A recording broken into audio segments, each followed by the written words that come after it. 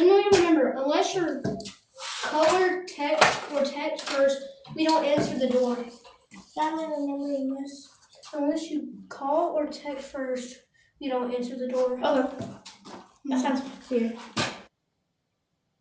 For your door number. Unless you call or text. I don't know these people at all. Yes. It literally says so. They're not gonna answer. I think. Imagine. Like, how do we get your phone number?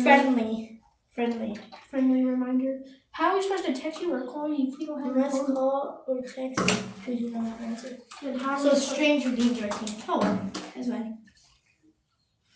It smells like laundry. For real. Oh yeah, the little explains it. I used to love that smell.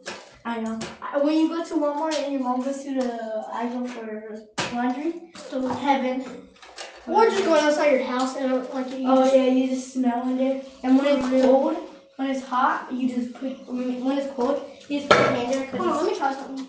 That's easy for me, bro. Watch out. It is so easy for me. It doesn't even. No, watch this.